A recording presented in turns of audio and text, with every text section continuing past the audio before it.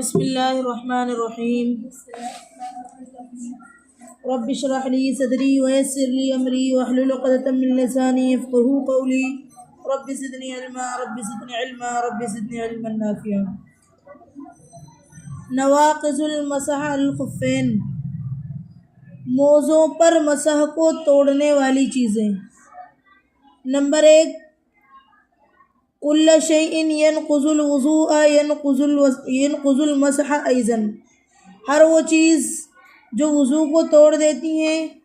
وہ مسح کو بھی توڑ دیتی ہیں۔ ہر وہ چیز جو وضو کو توڑ دیتی ہے وہ مسح کو بھی توڑ دیتی ہے، یعنی جو چیزیں وضو کو توڑنے والی ہیں وہ مسح کو بھی توڑنے والی ہیں۔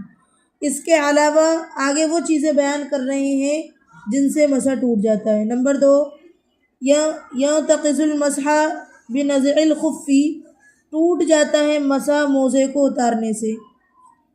اذا خرج اکثر القدم الى ساق الخف انتقض المسح، جب نکل جائے موزہ پہنا جاتا ہے، اگر اس حصے سے موزہ ہٹ جائے گا اور وہ حصہ ظاہر ہو جائے گا تو پھر مسح ٹوٹ جائے گا۔ نمبر 4، نمبر 3، اذا خرج اکثر القدم، جب نکل جائے پیر کا زیادہ حصہ پنڈلی تک موزے سے انتقض المسح، تو مسح ٹوٹ جائے گا۔ نمبر 4، ينتقض المسح بانتہائی مدتہ، ٹوٹ جاتا ہے مسح بانتہائی مدتہ، اس کی مدت پوری ہو جانے سے۔ مقیم کے لیے 3 دن 1 دن 1 رات، مسافر کے لیے 3 دن 3 رات، جب یہ مدت پوری ہوئی مسح ختم ہو جائے گا، ٹوٹ جائے گا۔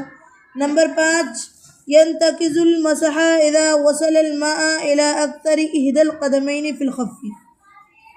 جب اور ٹوٹ جائے گا مسح جب پہنچ جائے پانی۔ لا يجوز، نہیں جائز مسح کرنا علی امامۃ، امامہ پر، نہ ٹوپی پر، ولا برقع عوضا، اور نہ برقعے پر،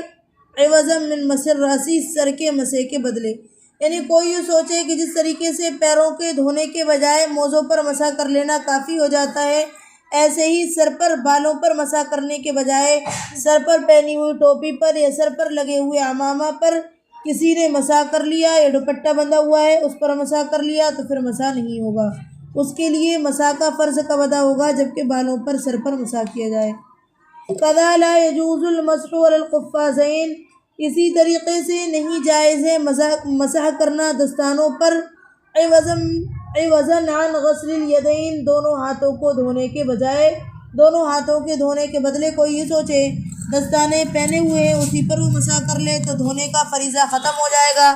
تو پھر یہ جائز نہیں ہوگا۔ المسح علی العصابۃ والجبیرۃ، مسح کرنا عصابتی یعنی زخم کی پٹی پر، زخم پر جو پٹی باندھی جاتی ہے اس پر، والجبیرتی، اور جبیرہ پر۔ تو عصابتن تو اس پٹی کو کہا جاتا ہے جو زخم پر باندھی جاتی ہے، اور جبیرہ اس پلاسٹر کو کہا جاتا ہے جو کسی کے ہاتھ پیر ٹوٹنے کی بنا پر اس پر باندھا جاتا ہے،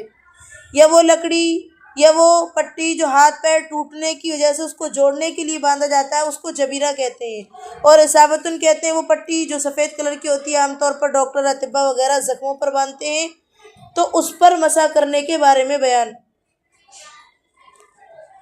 قال اللہ تعالی هو اجتباکم وما جعل علیکم فی الدین من حرج، اللہ تبارک و تعالی فرماتا ہے هو اجتباکم، اس نے بچا لیا تم کو، وما جعل علیکم، اور نہیں مقرر کی تم پر دین میں، من حرج، کوئی تنگی کو، کسی حرج کو، اس نے تم کو بچا لیا اور نہیں مقرر کی تم پر دین میں کوئی تنگی کو۔ یعنی اللہ تبارک و تعالیٰ کا ہم پر بہت بڑا احسان اور کرم ہے کہ اللہ رب العزت نے ہمارے ساتھ دین میں آسانی کی ہے، یعنی ہم کو کوئی ایسا حکم نہیں دیا ہے جس پر ہم عمل نہ کر سکتے ہوں، یا ہمارے لیے کوئی ایسا حکم نازل کر دیا گیا ہو کہ جس پر عمل کرنا دشوار ہو۔ اور دوسری بات یہ ہے کہ اللہ تبارک تعالیٰ نے ہم پر اس قدر آسانی کی کہ اللہ رب العزت نے ہمارے گناہوں کی معافی کے لیے توبہ کا ذریعہ متعین کیا کہ اگر بندہ گناہ کر لے تو وہ توبہ کر لے، معاف ہو جائے گا، اور کوئی بھی ایسا گناہ نہیں بنایا کہ جو توبہ سے معاف نہیں ہوگا۔ لیکن بنی اسرائیل کے اندر کیا تھا؟ بنی اسرائیل میں کچھ گناہ ایسے تھے جو متعین کیے ہوئے تھے کہ اگر بندہ یہ گناہ کر لے تو وہ توبہ سے بھی معاف نہیں ہونے والے، تو یہ تھی دین میں سختی۔ اور اللہ رب العزت نے ہمیں بہت آسان دین لے کر بھیجا ہے کہ جس میں نہ کوئی ایسا حکم دیا ہے جس پر ہم عمل نہ کر سکیں، اور نہ کوئی ایسا گناہ ہے جو توبہ سے معاف نہیں ہو۔ تو اللہ کہہ رہا ہے هو اجتباکم، کہ اس نے تم کو بچا دیا، یعنی اللہ کا رحم کرم ہے کہ اس نے تم کو بچا دیا اور نہیں مقرر کی تم پر دین میں کوئی تنگی کو۔ اذا جرح عضو، اسی طریقے سے زخمی ہو جائے کوئی عضو اور باندھ دی جائے پٹی، وکان صاحب العصابتی، اور پٹی والا شخص نہیں استطاعت رکھتا ہے اعضاء کو دھونے کی، ولا مسحو، اور نہ اس کو پونچھنے کی۔ مطلب جیسے ایسا ہوتا ہے کبھی کبھار زخم ایسا ہوتا ہے کہ پانی اس پر نہیں بہا سکتے، ٹھیک ہے نا، اور زخم پر بھی نہیں پانی، مطلب بہانا پانی الگ ہوتا ہے لیکن ہلکا ہلکا پانی سے پونچھنا اس زخم کو، تو نہ تو وہ اس کو دھو سکتا ہے نہ پانی سے پونچھ سکتا ہے، تو اس کے لیے کیا کر لے وہ کہ پٹی پر مسح کر لے۔ پھر پٹی پر بھی مسح کرنے کی مقدار بتا دی 3 انگلیوں کو۔ ولا مسحو، اور نہ اس زخم کو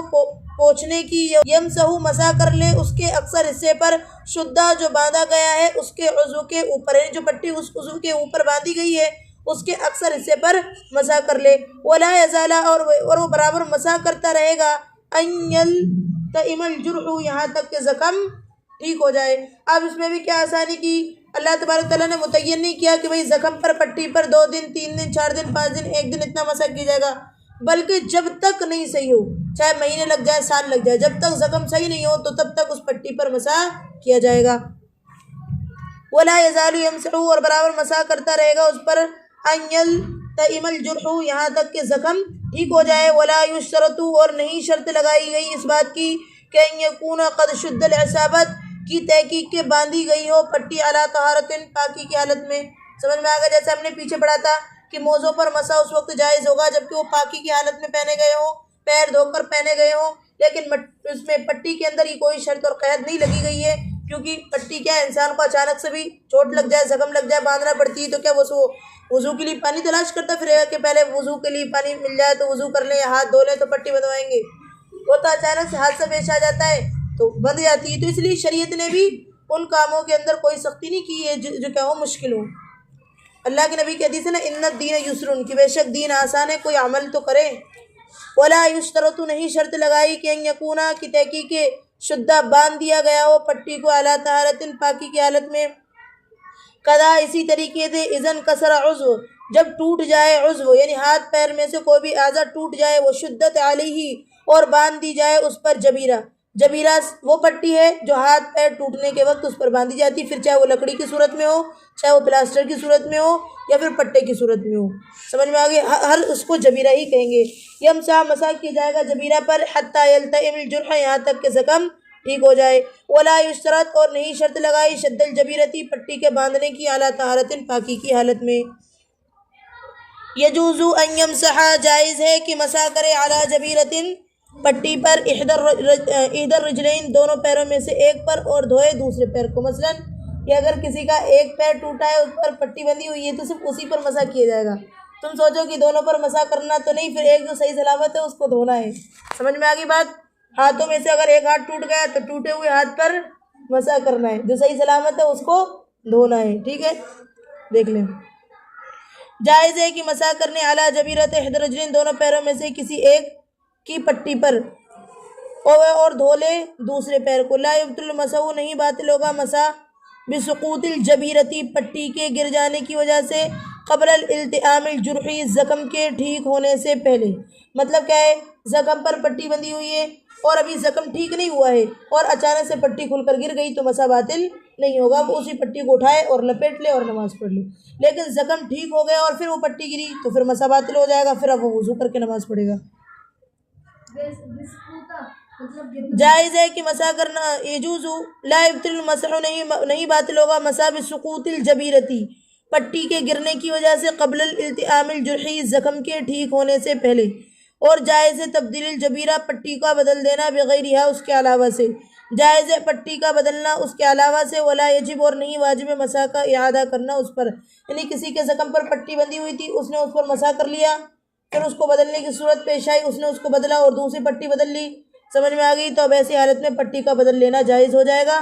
آگے دیکھیں، ولیکن الافضل، لیکن افضل یہ ہے کہ وہ مسح کا اعادہ کر لے، یعنی پہلی پٹی پر مسح کیا تھا، پھر پٹی بدل لی تو اب فرض نہیں ہے کہ وہ دوسری پٹی جو بدل کر باندھی ہے اس پر مسح کرے، لیکن اگر کسی نے کر لیا تو ولیکن الافضل افضل ہو جائے گا، لیکن افضل ہے، بہتر ہے کہ ان یعید المسح، کہ وہ دوبارہ کر لے مسح کو، بعد تبدیل الجبیرتی، پٹی کو بدل لینے کے بعد، اذا رمد احدا ونہاہ طبیب، جب کسی کو آنکھ کی بیماری ہو جائے، جب کیا ہو جائے، کسی کو آنکھوں کی بیماری ہو جائے، یعنی آشوب چشموتر، آنکھوں سے پانی بہنے کی بیماری ہو جائے، اذا رمدہ، جب کسی کو آنکھوں میں بیماری ہو جائے، وَنَحَاهُ طبیب، اور منع کر دیا ہو اس کو طبیب ڈاکٹر نے، مسلم حاذقین، یعنی کہ مسلمان ماہر ڈاکٹر نے، کیونکہ کافر کا کیا ہے، اسے پتہ نہیں ہے، وضو کے مسائل کا پتہ نہیں ہے، پاکی کے مسائل کا پتہ نہیں ہے، اس لیے اس کا نہیں اعتبار ہوگا، کون سا ڈاکٹر ہو، مسلمان ہو اور حاذقین ماہر ڈاکٹر ہو، اس نے منع کر دیا ہو ان غسل العینین، دونوں آنکھوں کے دھونے سے، جاز لہ المسح، تو جائز ہو جائے گا اس کے لیے مسح کرنا، آنکھوں پر مسح کرنا پھر جائز ہو جائے گا۔ تو شرط نیت، نہیں شرط ہے نیت مسح میں، موضوع پر مسح کرتے وقت نیت شرط نہیں ہے، والجبیرتی والراسی، اور پٹی پر اور سر پر مسح کرتے وقت بھی نیت شرط نہیں ہے، وانما تشترط النیت فی التیمم، اور شرط ہے نیت تیمم میں، نیت جو ہے وہ تیمم میں شرط ہے، مسح میں شرط نہیں ہے، بغیر نیت کے بھی اگر کسی نے مسح کر لیا تو جائز ہو جائے گا۔